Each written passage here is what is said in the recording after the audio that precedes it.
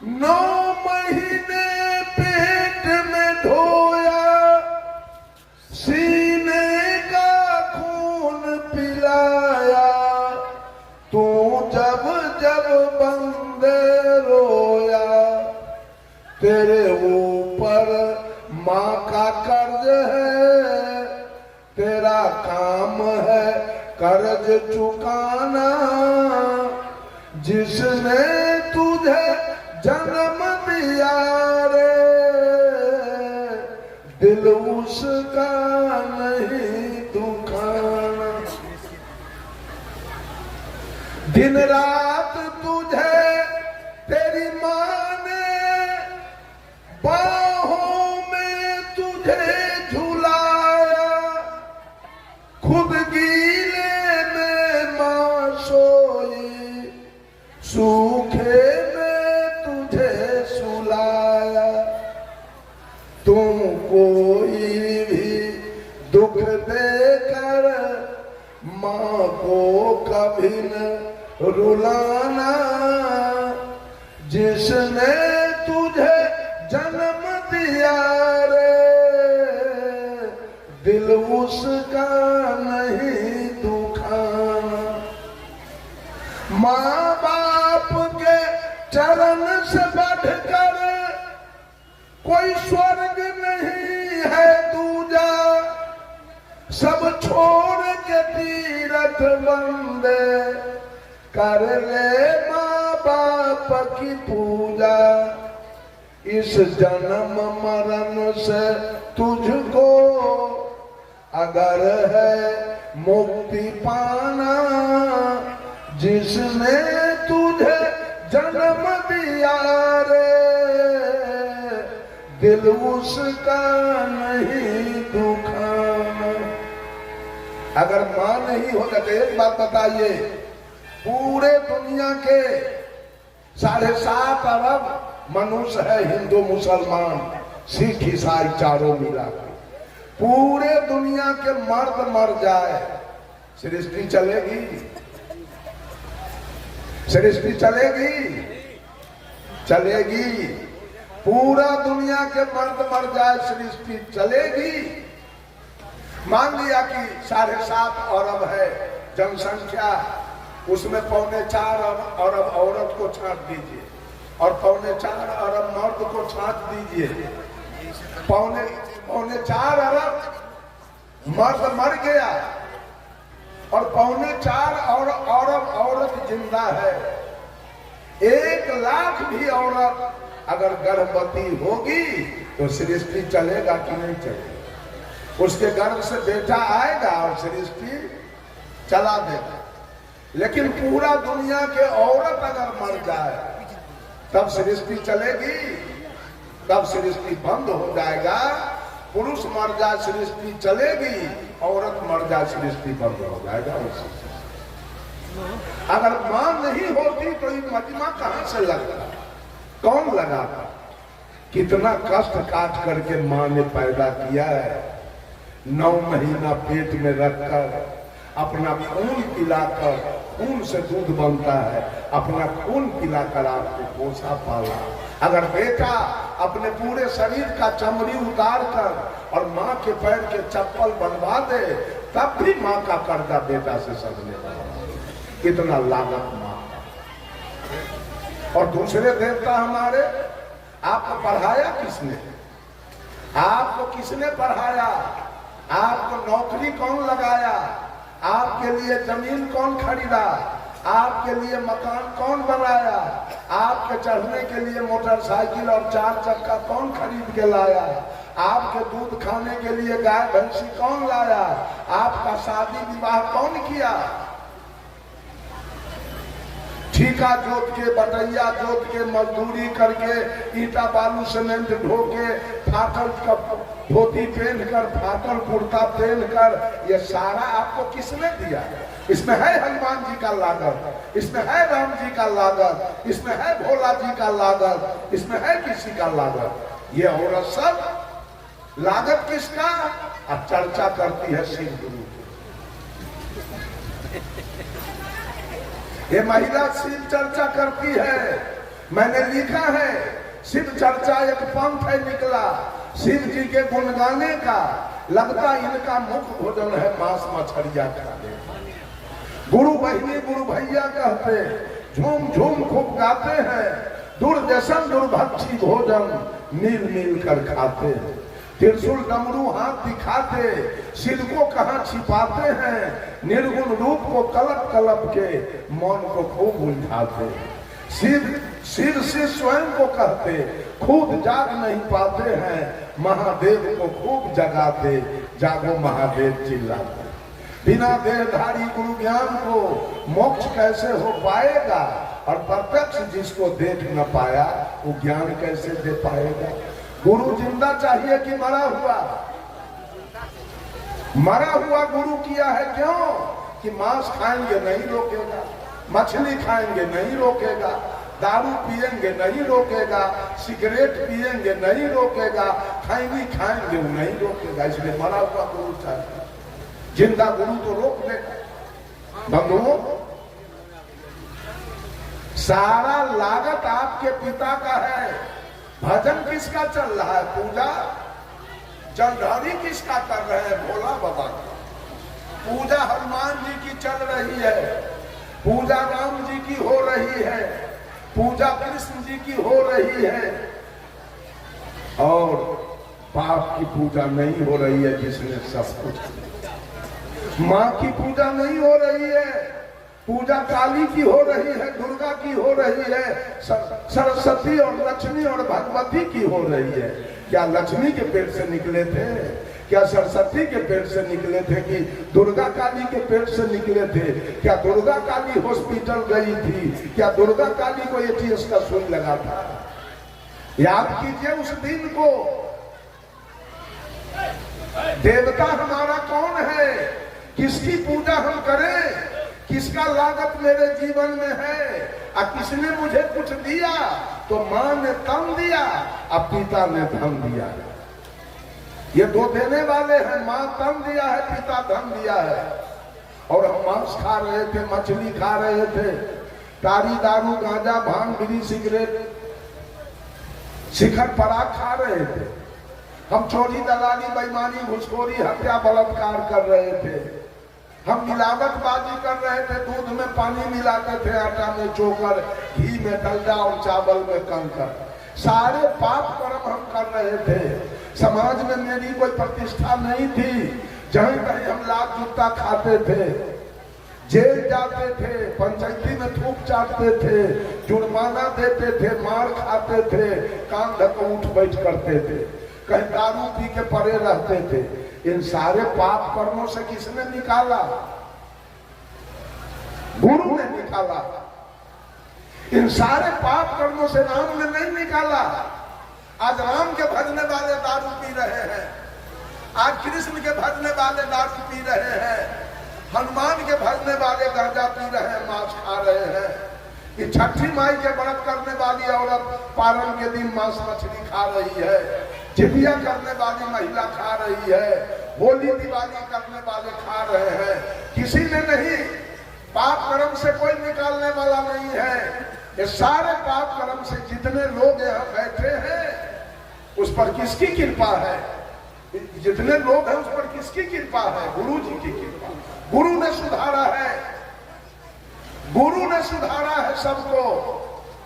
7 दीप 9 खंड में गुरु से बड़ा न कोई, और कर्ता करे जो कर न सके, गुरु करे से हो।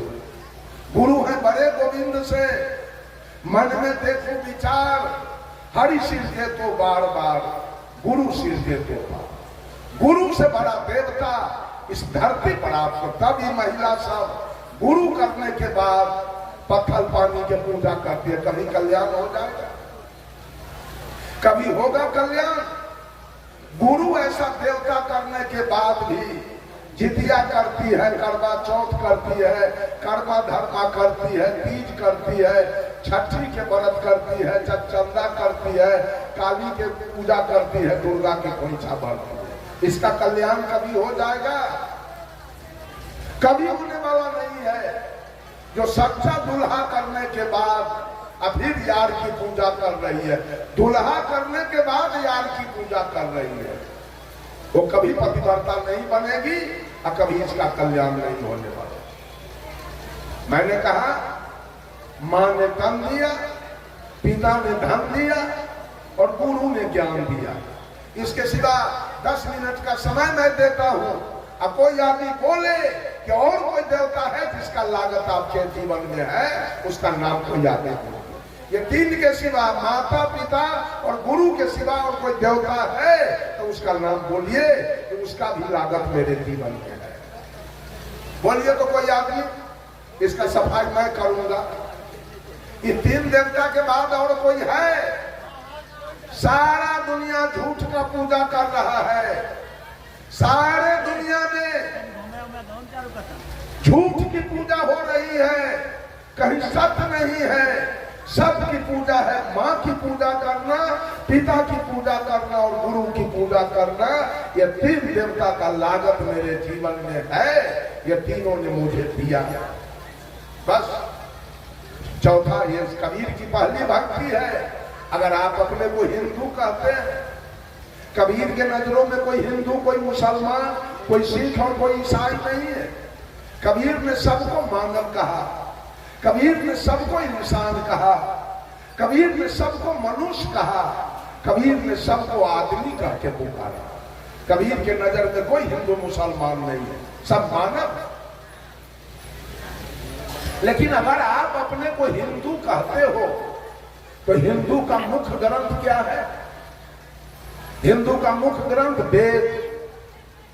और वेद ने किस देवता को माना? वेद ने नहीं कहा राम देवो भव, कृष्ण देवो भव, ब्रह्मा देवो भव, विष्णु देवो भव, महादेव देवो भव, काली दुर्गा देवो भव। वेद ने कहा मातृ देवो भव। वेद ने कहा मां देवता है। वेद ने कहा पितृ देवो भव। वेद ने कहा पिता देवता है। और वेद ने कहा आचार्य देवो भव। वेद ने कहा गुरु देवता। सुन लीजिए सब लोग कान खोल कर, इस 3 देवता के अलावे अगर किसी का पूजा करते हैं तो आप नरकगामी बनेंगे। आप लिख लीजिए, आपको नरक जाना होगा, क्योंकि बकिए जितने हैं सब झूठ है। सच्चा देवता इस धरती पर यही 3 है, माता पिता और गुरु। ये तीनों का लागत है आपके जीवन में। तीनों ने आपको कुछ दिया है। ये श्रद्धा भक्ति है।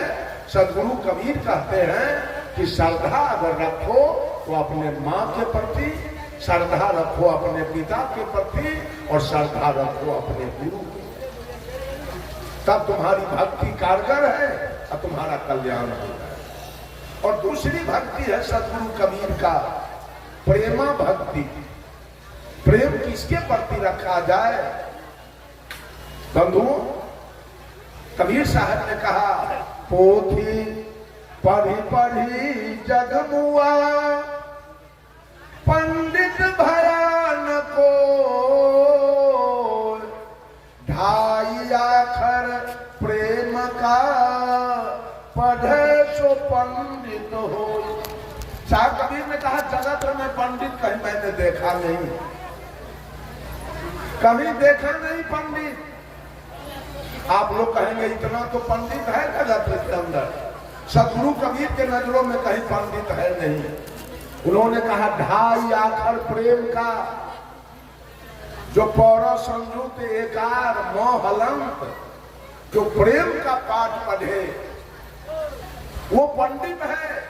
पढ़ पढ़ के सब घुसखोर हो गया, पढ़ पढ़ के चोर हो गया, पढ़ पढ़ के बेईमान हो गया, पढ़ पढ़ के सब जातिवाद कर रहा है, संप्रदायवाद कर रहा है, छुआछूत कर रहा है। पंडित एक भी नहीं। पंडित कौन होगा? जिसके अंदर प्रेम है, जीव मात्र से प्रेम, वो पंडित है। प्रेम कैसा होना चाहिए? मैंने सोचा प्रेम तो पति पत्नी के बीच है, प्रेम तो साला महनोई के बीच है, प्रेम तो ससुर दामाद के बीच है, प्रेम तो पिता पुत्र के बीच है, प्रेम तो सास पुतोह के बीच है, प्रेम तो गुरु चेला के बीच है। ये सदगुरु कबीर कौन प्रेम की बात करना चाहते? ये प्रेम है क्या? बंधुओं, सदगुरु कबीर के विचार के अनुसार प्रेम कहीं लेश मात्र नहीं है धरती पर, प्रेम है ही नहीं। वो प्रेम कौन है? एक आदमी इसी तरह सत्संग कराया, जब सत्संग समाप्त हो गया तो गांव के जाने माने एक व्यक्ति, संभ्रांत व्यक्ति जो सत्संग में नहीं आ सके, कल हो के व्यक्ति गया कहने, चाचा जी आप कल मेरे सत्संग में क्यों नहीं आए? वो व्यक्ति कहा, बेटा कल मैं एक पंचायती में चला गया इसलिए नहीं आ सका। तो वो आदमी पूछा, पंचायती कैसी थी? कहा, एक लड़का एक लड़की में प्रेम हो गया, उसी की पंचायती थी, उसी पंचायती में हम चले गए। वो आदमी कहा, प्रेम में पंचायती की क्या आवश्यकता थी? पंचायती को झगड़ा में, लड़ाई में, चोरी में, दलाली में, घुसखोरी में, बेईमानी में, हत्या में, बलात्कार में पंचायती होती है। जब लड़का लड़की के बीच प्रेम हुआ तो प्रेम में पंचायती क्यों हुआ? प्रेम तो हुआ सेवरी और राम के बीच में, कभी पंचायती नहीं हुई, कभी गाली गलौज नहीं हुआ, कभी मारपीट नहीं हुआ, कभी मामला फौजदारी नहीं हुआ, और कभी एक बच्चा भी पैदा नहीं हुआ। इसलिए कि प्रेम निर्विकार है, प्रेम निर्भर है, प्रेम निर्मल है, प्रेम पावन है, प्रेम पवित्र है, प्रेम शुद्ध है, प्रेम में कोई विकार नहीं है। प्रेम में न काम है, न क्रोध है, न लोभ है, न मोह है, न तृष्णा है, न अहंकार है। सेवरी और राम के बीच में प्रेम हुआ, कोई गाली गलौज मारपीट कभी नहीं हुआ, एक बच्चा भी पैदा नहीं हुआ। प्रेम हुआ मीरा और कृष्ण के बीच में, कभी गाली गलौज मारपीट खून खराबी नहीं हुआ, एक बच्चा भी पैदा नहीं हुआ। प्रेम में बच्चा नहीं पैदा होता है। प्रेम हुआ राम कृष्ण परमहंस और शारदा देवी के बीच में, कभी एक बच्चा नहीं हुआ, कोई गाली गलौज मारपीट नहीं हुआ। प्रेम हुआ जयप्रकाश नारायण और प्रभावती देवी के बीच में, कोई गाली गलौज नहीं, कोई मारपीट नहीं, कोई बच्चा भी पैदा नहीं हुआ। उसका नाम प्रेम है। बंधुओं, जो साहब कबीर ने प्रेम की चर्चा किया वो प्रेम है, आत्मा से आत्मा का मिलन, इसका नाम है प्रेम। सेवरी और राम के बीच में आत्मा का मिलन हो गया। सेवरी कही थी राम से कि ही विधि स्तुति करो तुम्हारी, अधम जाति में जड़मति नारी, अधम ते अधम अधम यति नारी, तीन मह में मति मंद गमारी। का प्रभु मैं आपका सेवा कैसे करूं? एक तो मैं जात की मुसहरनी, देखने में काली कलोटी, और तीसरे विद्या के हीन। तो भगवान राम ने सेवरी से कहा, कहा रघुपति सुनु भामनि बाता, मान हुए भगति करनाता, जाति पाति कुल धर्म बराई, धन बल परिजन गुण चतुराई, भक्तिहीन नर सोहि कैसे, लवन बिना बहु व्यंजन जैसे। सेवरी, हमारा तुम्हारा कोई शादी सरहोद का रिश्ता नहीं है, एक प्रेम का रिश्ता है।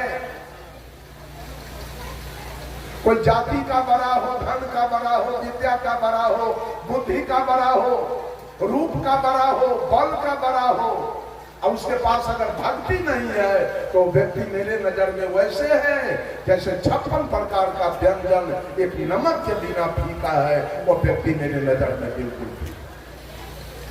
अब तब सेवरी का बैर तब राम खाए थे, इसलिए कि आत्मा से आत्मा का मिलन था, आत्मा से आत्मा का प्रेम था। इसका नाम है प्रेम। जहां आत्मा से आत्मा का मिलन हो उसका नाम है प्रेम, और जहां देह से देह का मिलन हो उसका नाम है प्यार, उसका नाम है मोहब्बत। There are great difference between prem and pyaar. प्रेम और प्यार में धरती आसमान का। प्रेम हुआ श्री राम के बीच में और प्यार हुआ था लैला और मजनू के बीच में। मोहब्बत हुआ था लैला मजनू के बीच में। आज पति पत्नी में कहीं प्रेम नहीं है, पति पत्नी में कहीं प्रेम नहीं है, पति पत्नी में प्यार है और उसी को उर्दू में कहते हैं मोहब्बत। पत्नी फंसी है पति के मुंह में और पति फंसा है पत्नी के मुंह में। वो लड़का लड़की के बीच अगर प्रेम होता तो पंचायती नहीं होती। लड़का लड़की के बीच मोहब्बत था, लड़की फंस गई लड़का के मुंह में, लड़का फंस गया है लड़की के मुंह में, वहां तो पंचायती होगी। पति पत्नी के बीच पंचायती होती है। क्यों? पति पत्नी में देह का मिलन है, आत्मा का मिलन नहीं। आत्मा का मिलन उसका नाम है प्रेम, और देह से देह का मिलन है उसका नाम है प्यार, उसका नाम है मोहब्बत। साहब कबीर कहते हैं कि जितने भी मानव है दुनिया के अंदर, चाहे वो कोई जाति से आता हो, वो मानव जितने हैं वो सब प्रेम के पात्र हैं। कबीर के शब्दों में कबीर की दूसरी भक्ति क्या है? मानव से प्रेम। पहली भक्ति है माता पिता और गुरु के प्रति श्रद्धा, और दूसरी भक्ति है मानव के प्रति प्रेम, और तीसरी भक्ति है करुणा भक्ति। करुणा माने होता है दया। जितने भी दुनिया के अंदर मानवेतर प्राणी हैं, अर्थात मानव जोनी से नीचे की खानी में जीने वाले पशु पक्षी कीड़ा मकोड़ा, वो सब दया के पात्र, सब करुणा के पात्र हैं। सदगुरु कबीर कहते हैं इन पर दया तो रखो, इन पर करुणा तो रखो। यह कबीर की तीसरी भक्ति है। जितने भी जीव मात्र संसार के अंदर है वो सब आपका सहोदर भाई है। जितना भी जीव शरीरधारी है वो सब आपका सहोदर भाई है। एक पिता के 7 पुत्र है, कोई इंजीनियर हो गया, कोई डॉक्टर हो गया, कोई कलेक्टर हो गया, कोई बिजनेसमैन हो गया, कोई गृहस्थ हो गया, कोई मजदूर हो गया, कोई भीख मांग रहा है। अपने अपने कर्म से 7 प्रकार का हो गया, लेकिन भाई तो 7 है। उसी प्रकार से सांप भी आपका भाई है, अपना कर्म से उस सांप वाला शरीर चादर पाया। चींटी भी आपका भाई है, बकरी भी आपका भाई है, गाय भैंस हाथी घोड़ा ऊंट गधा कुत्ता गीदड़ जितने जीवधारी हैं सब आपके सहोदर भाई हैं। साहब कबीर ने कहा, अरे अजब जोला है चादर बीनी, सूत करम के तानी, सूरत निरत के भरनी दिन्हा, तब सबके मन मानी, चादर हो गई बहुत पुरानी। अब तू सोच समझ अभिमानी, चादर हो गई बहुत पुरानी। चौलाहा जब कपड़ा बुनता है, एक तरफ से तानी किया, दूसरे तरफ से भरनी किया, चादर तैयार हो। ठीक ही जीव का जैसा कर्म वैसा तानी, और जहां सूरती जहां ध्यान उसकी भरनी, चादर तैयार हो गया। देखिए हम लोगों को मर्द वाला चादर मिला, इन लोगों को औरत वाला चादर मिला। किसी को गाय वाला चादर मिला, किसी को भैंस वाला चादर, किसी को कुत्ता वाला चादर, किसी को गीदड़ वाला चादर, किसी को विशाल हाथी वाला चादर, किसी को चींटी वाला चादर। सब अपना अपना कर्म से चादर पाया है। इसी रोसड़ा में किसी का 5 महल का मकान होगा, किसी का 4 महल होगा, किसी का 3 महल, किसी का 2 महल, किसी का 1 महल का मकान होगा, किसी का एस्बेस्टस होगा, किसी का टीन का चदरा होगा, किसी का खपरा होगा, किसी का फूस होगा। और नट बखू करोड़ी पछमा डोम जो खाना बदोश की जिंदगी जीने वाले घुमक्कर लोग हैं, वो टेंट में सिरकी में रहते। आखिर हर घर में रहने वाला कौन है? पक्का में कौन रहता है? खपरा में, टेंट में, सब में इंसान है। उसी प्रकार से मकान चाहे हाथी के जैसा 3 महला हो, मकान चाहे बकरी के जैसा 1 महला हो, लेकिन हर घर में रहने वाला वही आत्मा इंसान है, दूसरा कोई नहीं। ये सब पर दया। कबीर की तीसरी भक्ति। आज लोग मुर्गा पोस के कटवा रहे हैं, बकरी पोस के महिला सब गला में कंठी पहनी है, बकरी पोस के कटवा रही है, कबूतर पोस के काटे जा रहे हैं, गाय काटे जा रहे हैं, भैंस काटे जा रहे हैं, ऊंट काटे जा रहे हैं, दुम्बा काटे जा रहे हैं। अरे ईसाई लोग तो कुत्ता गीदड़ सहित को खा रहा है। अब मनुष्य कुछ बाकी नहीं रह गया। सबसे बड़ा चंडाल तो मनुष्य हो गया, सबसे बड़ा चंडाल मनुष्य हो गया। क्या भक्ति करेगा, क्या मुक्ति करेगा, क्या कल्याण करेगा, क्या सुंदर सब समाज का निर्माण करेगा? जीव मात्र पर दया, ये कबीर की तीसरी भक्ति। सब लोग जीव पर दया कीजिए। आज तक मेरा उम्र 68 वर्ष का बीत रहा है, लेकिन अपने समझदारी से, अपना जान से मैं आज तक एक चींटी को नहीं मारा। अब धोखा से अनजान में मर जाए उसकी बात मैं नहीं करूंगा, लेकिन जान करके आज तक मैं एक चींटी को नहीं मारा। समझता हूं उसने भी, और गुरु जी ने ज्ञान दिया कि बेटा पाप कर्म कभी मत करना, किसी जीव का हिंसा मत करना, ये पाप तुम्हारा जान नहीं छोड़ेगा, ये पाप नहीं जान छोड़ेगा। पाप बड़ा प्रत्यक्ष है, हिंसा सम नहीं कोई, अधर्म राय लेखा चुके तब सब नौबत हो। और साहब कबीर ने कहा, जहां जहां दया वहां धर्म है, जहां लोभ वहां पाप, जहां क्रोध वहां काल है, जहां क्षमा वहां आप। और गोस्वामी तुलसीदास जी ने भी कहा, दया धर्म के मूल है, नरक मूल अभिमान, तुलसी दयाल छाड़िए, जब लगी घट में प्राण। जीव पर दया। साहब कबीर ने कहा, मनुष्य प्रकृति से शाकाहारी, मांस से अनुकूल नहीं है, पशु भी मानव जैसा प्राणी, वो मेवा फल फूल नहीं।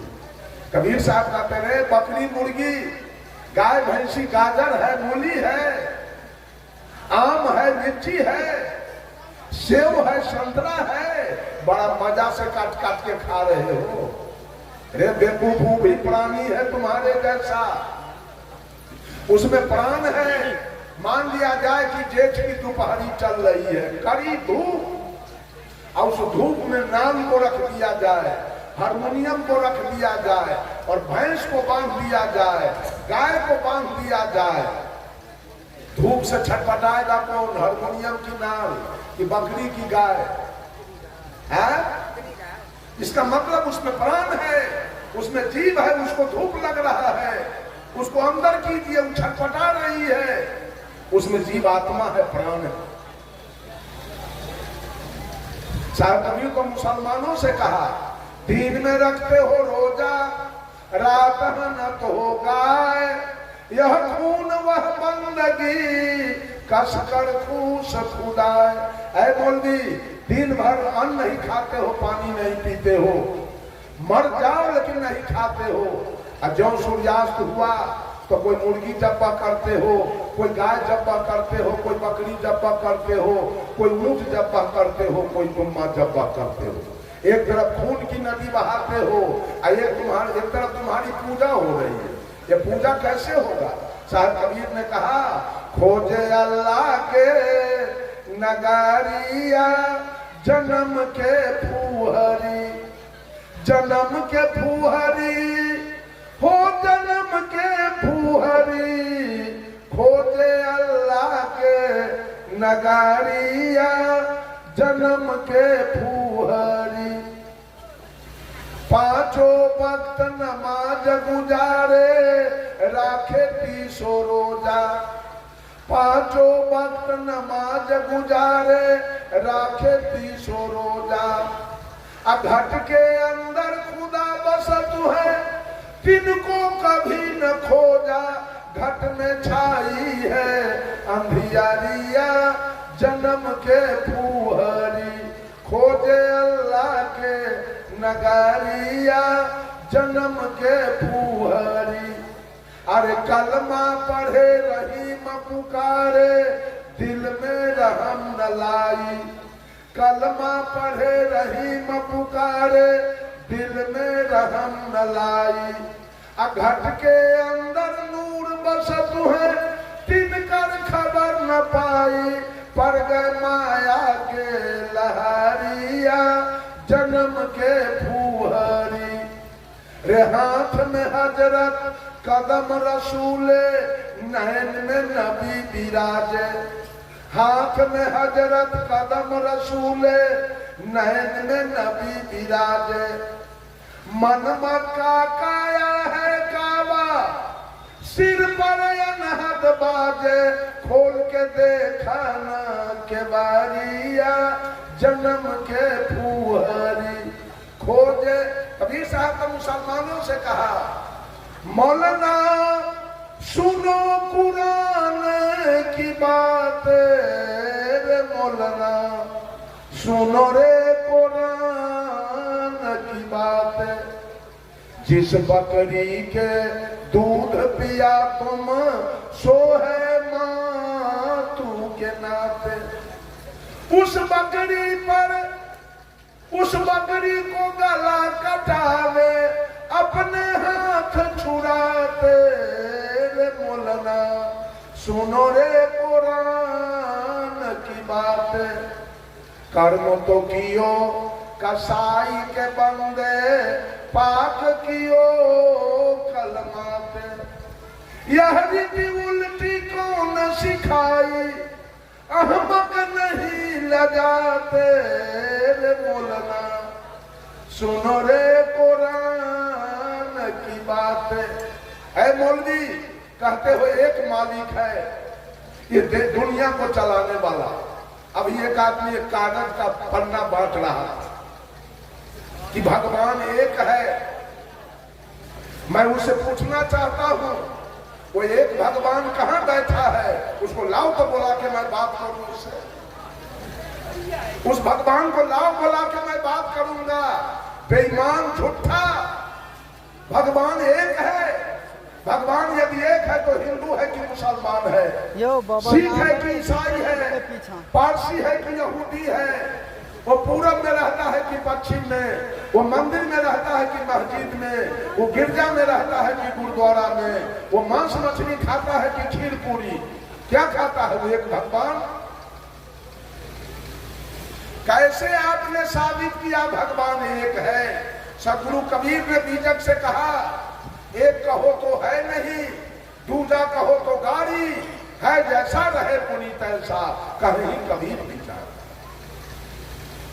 भगवान को एक नहीं कहा जा सकता, भगवान को दो नहीं कहा जा सकता, भगवान को 1 लाख भी नहीं बोला जा सकता, भगवान को 1 करोड़ भी नहीं कहा जा सकता। कैसे आपने गिना भगवान को, कैसे नामाकरण किया आपने भगवान को, ये सारी बातें झूठ है। भगवान तो घट घट में बैठा है। Tulsidas was the pleader of Ram and Surdas was the pleader of Krishna, but Sadguru Kabir was the pleader of soul. Tulsidas ji सगुन ब्रह्म राम का वकालत किए। आज भी लोग माटी पत्थर शीशा धातु के राम सिया बना के पूज रहा है। सूरदास जी ने कृष्ण का वकालत किया। आज भी लोग माटी पत्थर शीशा धातु के राधा कृष्ण बना के पूज रहा है। But Sadguru Kabir was the leader of soul. लेकिन साहेब कबीर ने इस आत्मा का वकालत किया है। साहेब कबीर ने आत्मा का वकालत किया जो तीनों काल का दृष्टा है, जो तीनों काल में सत्य है, जिसमें तीनों काल में कोई परिवर्तन होने वाला नहीं है। कबीर का भगवान पूरे विश्व में है। ये आत्मा कहां कहां नहीं है, इंग्लैंड में नहीं है कि अमेरिका में नहीं है कि रूस में नहीं है कि चीन में नहीं है, चप्पे चप्पे में कबीर का भगवान है। लेकिन आपके भगवान कहां है? राम नहीं है चीन में, कृष्ण नहीं है इंग्लैंड में, महादेव जी नहीं है अमेरिका में, कहीं नहीं है। लेकिन कबीर का भगवान पूरे विश्व के अंदर ये आत्मा बैठा है। याद कर लीजिए आप लोग, ये झूठा प्रोपगंडा फैलाया जा रहा है पंडितों के द्वारा, मौलवियों के द्वारा और पादरियों के द्वारा। ये सब काल का दलाल है और सबको भटका भटका करके मारने के चक्कर में। सब आदमी गुरु के शरण में चले जाइए, सब आदमी गुरु के शरणागत हो जाइए और कोई पत्थर पानी के पूजा करना बंद कर दीजिए अगर कल्याण पाना है तो। सब आदमी घरे घर माँ का सेवा कीजिए, माँ के सेवा में चूक जाइएगा कल्याण नहीं होगा, क्योंकि माँ का कर्जा सधाना जरूरी है। पिता का कर्जा, माँ का लागत इस शरीर पर 14 आना है, पिता का लागत 2 आना है। इसलिए माँ को आगे किया गया, पिता को पीछे कर दिया। सबसे पहला है मातृ देवो भव, तब है पितृ देवो भव। पहले माँ तब पिता।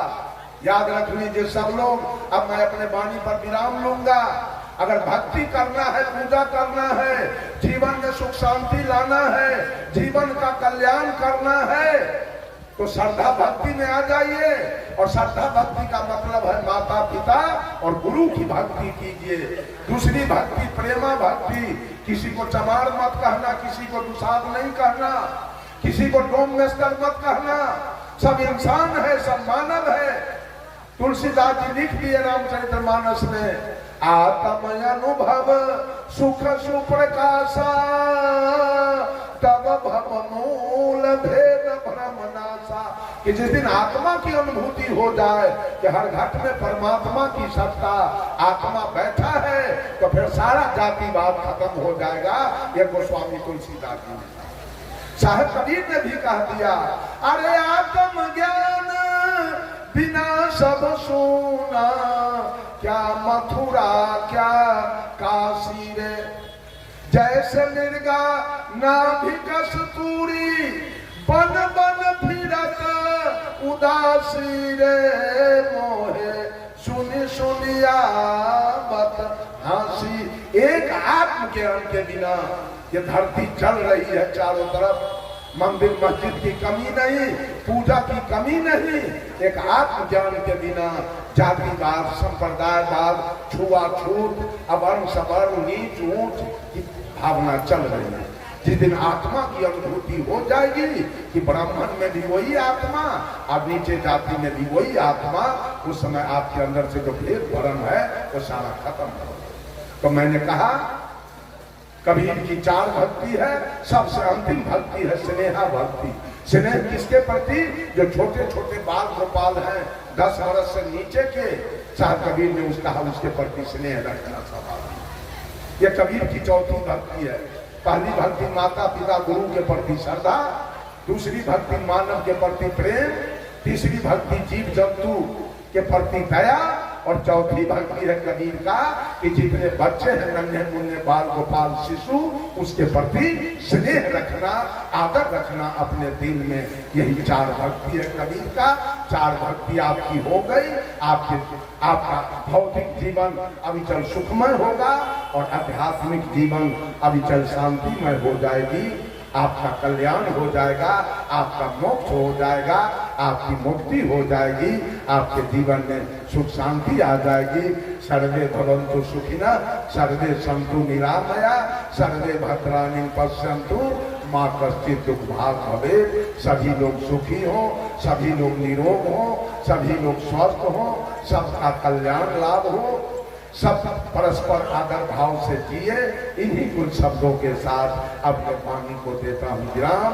बोलिए सतगुरुदेव की, बोलिए महंत ठाकुर साहेब की, महंत भट्ट साहेब की, महंत काशी साहेब की और वर्तमान महंत दीप नारायण साहेब की। प्रेम से बोलिए।